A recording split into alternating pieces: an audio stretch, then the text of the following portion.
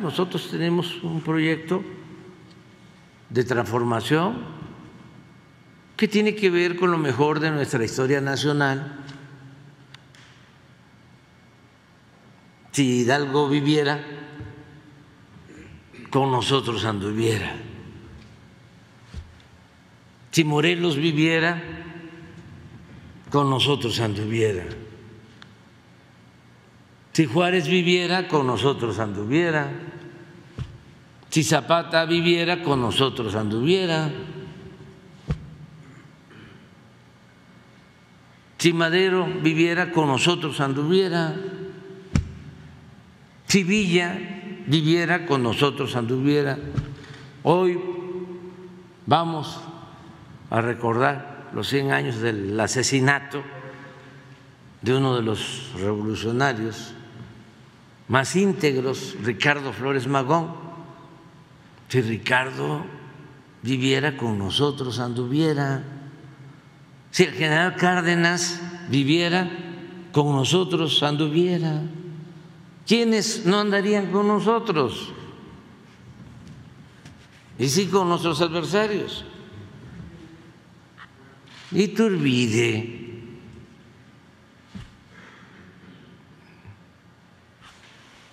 los que fueron a buscar a Maximiliano,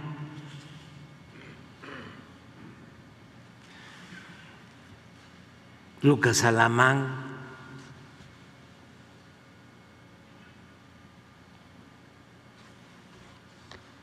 Porfirio Díaz, Huerta, imagínense.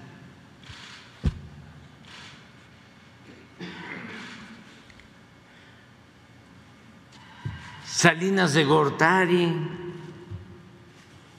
pues ya sabemos que Fox pues no anda con nosotros, ni Cedillo, ni Calderón, pues está muy claro.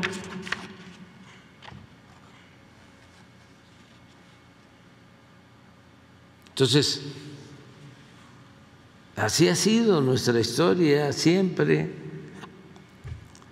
Y los conservadores, es cosa de conocer un poco la historia,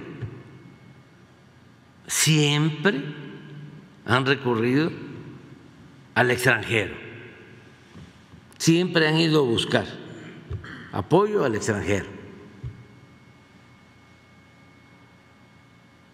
¿Este es el caso, presidente? Claro, pero desde hace tiempo.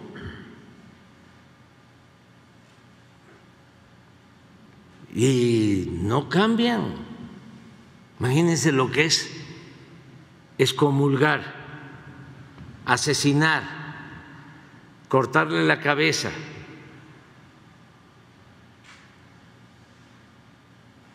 a Miguel Hidalgo por atreverse a abolir la esclavitud y en escarmiento exhibir la cabeza 10 años en la plaza principal de Guanajuato.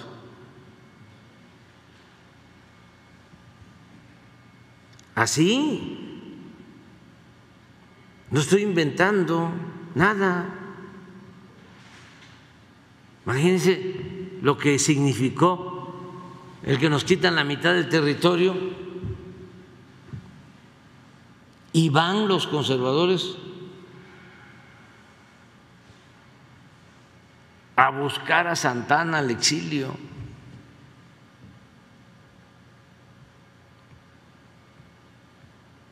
Y lo vuelven a imponer como presidente.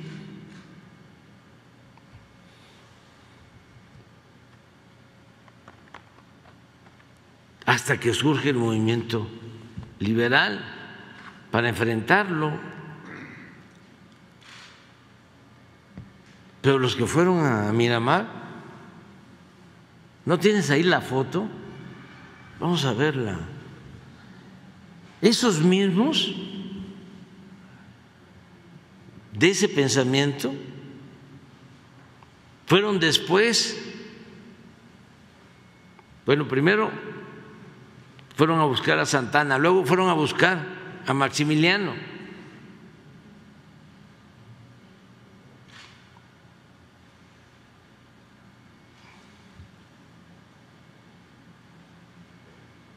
Y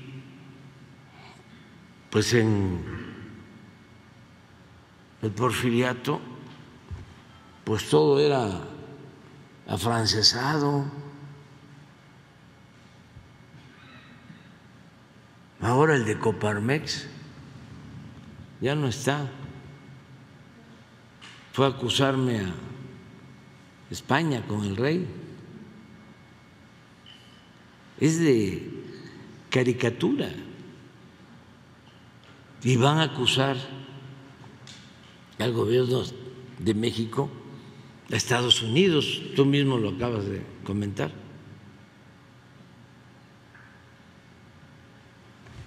Llevamos muy buena relación con el gobierno de Estados Unidos, con respeto a nuestras soberanías. Y como ellos no saben de eso, porque se acostumbraron a someterse, no saben de un trato igualitario, como lo menciona el presidente Biden, en pie de igualdad.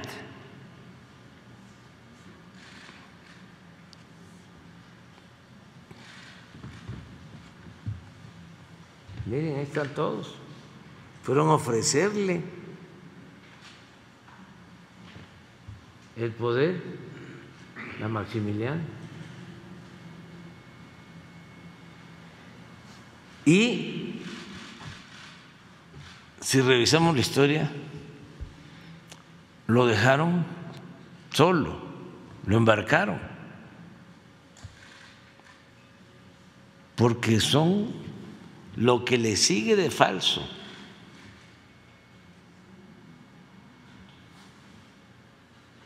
Porque querían que Maximiliano, llegando, reformara las leyes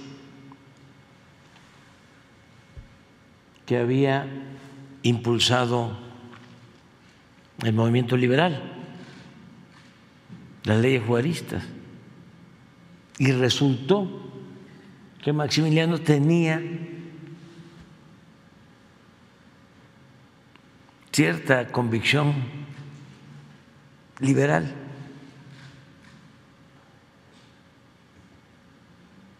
Entonces lo abandonaron, como también lo abandonó Napoleón III.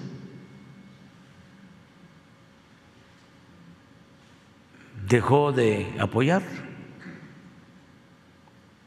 y ya no le sostuvo los 30,000 soldados franceses que invadieron nuestro país.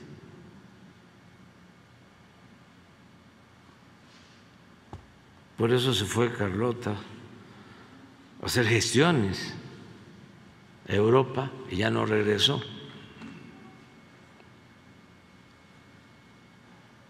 Pero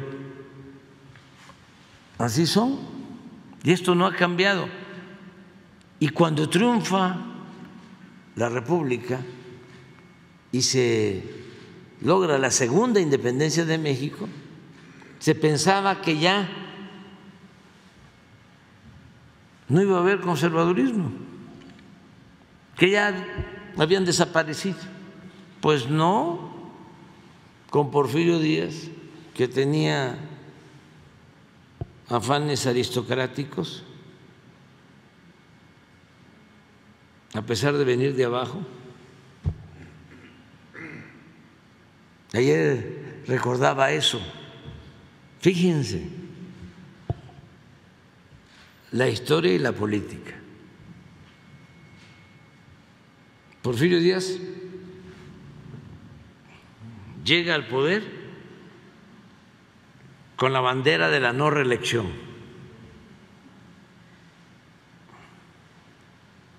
Ya había enfrentado al presidente Juárez con el plan de la Noria, no pudo, acusándolo de reelegirse. Se muere el presidente Juárez y lo sustituye el entonces presidente de la Corte, Sebastián Lerdo de Tejada. Vienen elecciones, gana Lerdo la elección.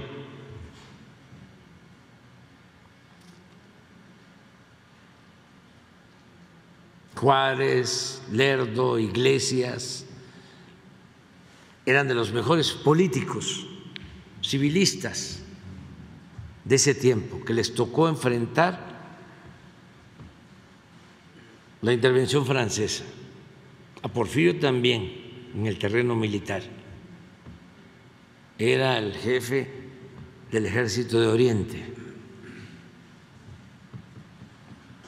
Cuando se triunfa, llega Juárez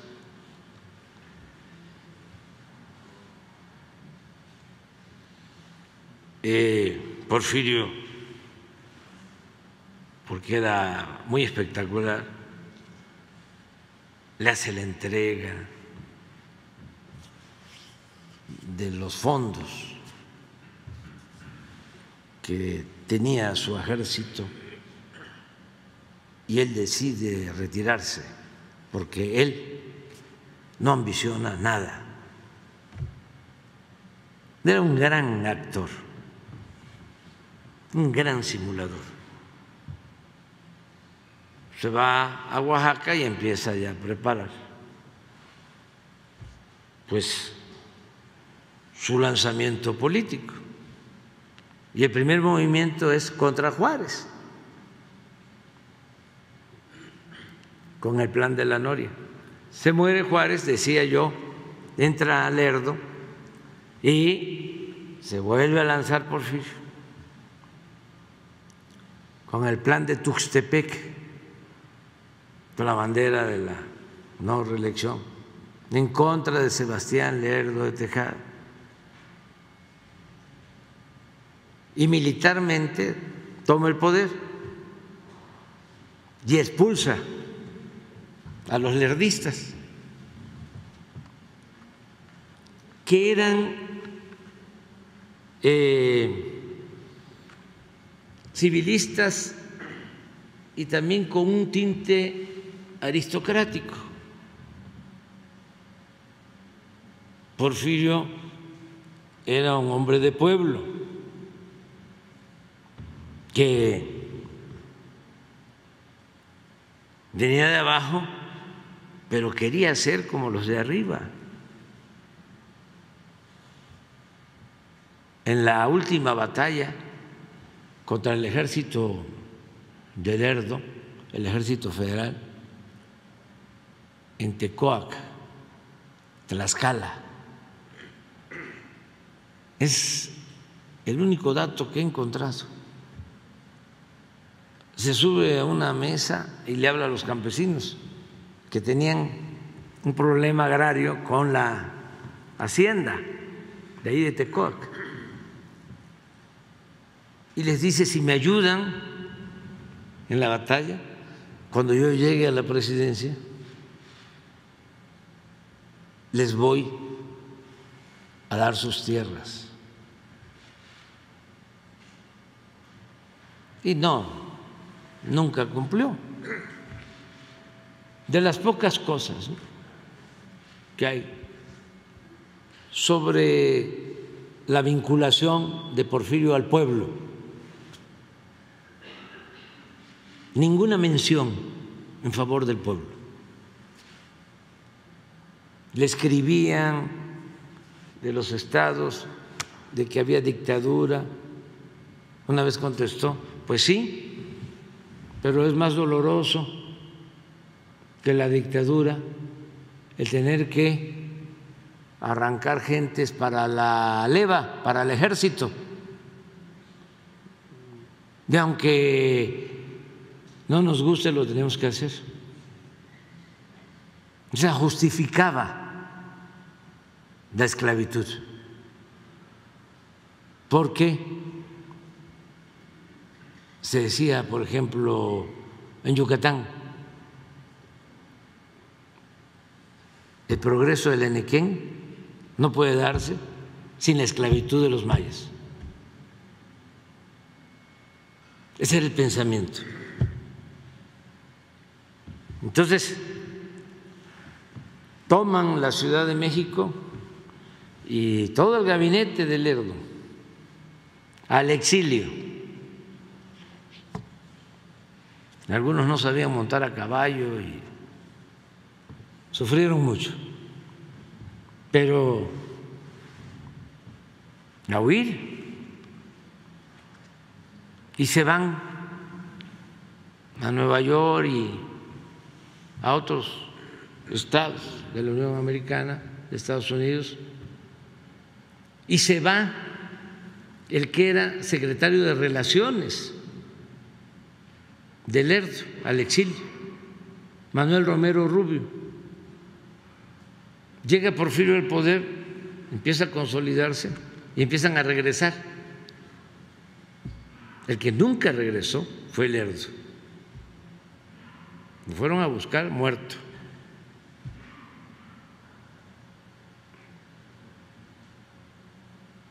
Murió en Nueva York.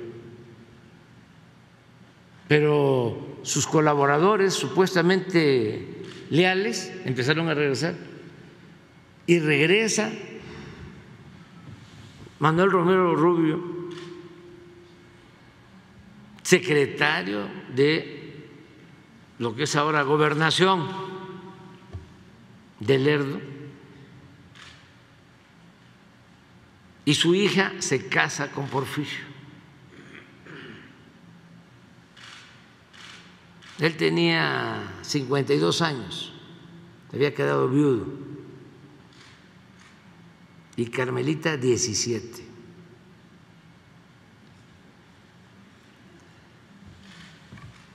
Pero independientemente de los amores, lo que Porfirio quería era un camino para entrar a la aristocracia. Y como Carmelita era una joven bien educada, que tocaba el piano y tenía muchas virtudes, porque pertenecían a esa élite aristocrática, Porfirio, de andar mucho tiempo, hay crónicas de cuando llega el gobierno, triunfa y empiezan a hacerle los aristócratas actos, ¿no?, para acomodarse, porque son muy acomodaticios. Hay crónicas de un abuelo de López Portillo, nada más que no viene el caso ahora buscarlo, en donde lo describe. Y lo que más le criticaba es que siempre traía un palillo en la boca.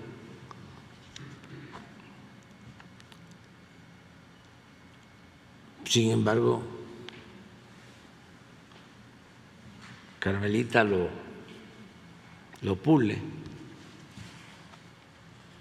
y ya se vuelve de la élite.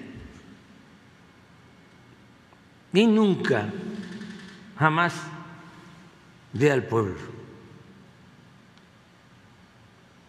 Nunca. Al contrario, decía que los indígenas, que eran los dueños originarios del territorio, de sus territorios, tenían acaparada la tierra y los bosques y el agua, y echa a andar guerras en contra de los mayas, de los mayos, de los yaquis, para quitarles las tierras y entregar las tierras a los llamados hombres de negocios, nacionales y extranjeros, a sus allegados, al extremo, y ayer lo decía yo, que asesinan a 15,000 yaquis. Un horror, una vergüenza para quitarle las tierras.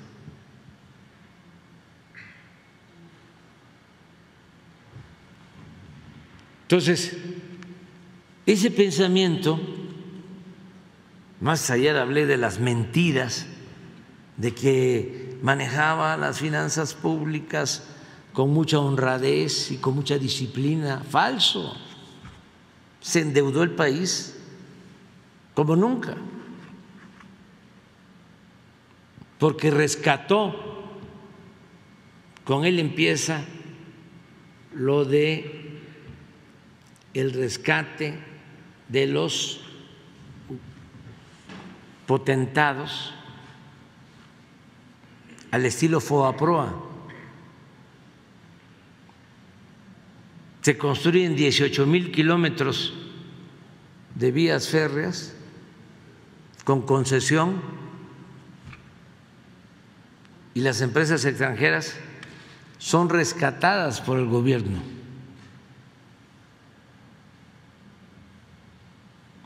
En aquellos tiempos significó ese rescate el 52% de toda la inversión privada, nacional, extranjera y de toda la inversión pública. Costó ese rescate 52% de toda la inversión de los 34 años de dominio porfirista. ¿Y qué creen? Te rescata los ferrocarriles y se constituye Ferrocarriles Nacionales de México 2 años antes de la Revolución. Pero los despachadores de los trenes, los ferrocarrileros, todos siguieron siendo estadounidenses. Una vez que ya México había rescatado los ferrocarriles, es hasta que llega Madero que se mexicaniza el ferrocarril. Pues esa mentalidad pues prevalece en los negocios, en todo. ¿Quién salió ganando con esa recuperación o rescate de los ferrocarriles? El Limantur. Y así muchos otros negocios de ese corte. Y sigue esa idea. Bueno, la revolución no pudo con eso. Sigue ese pensamiento.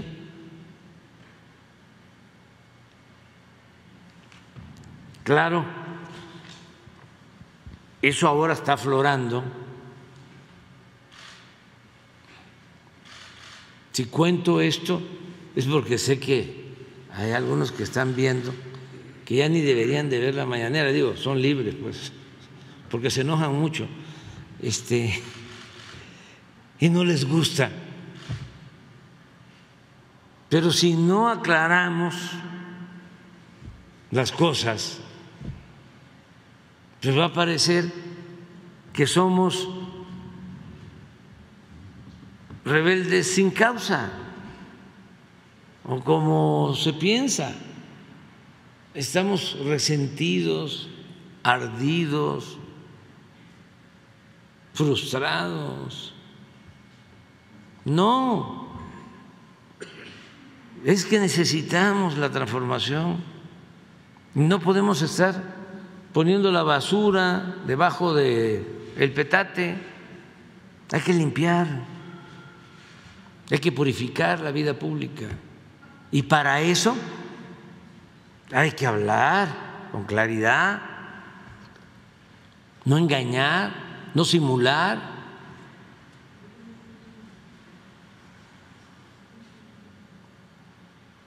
Estaba yo viendo un texto del Reforma. Fíjense cómo están. Porque antes eran los que rifaban, eran los que metían el dedo en la boca y le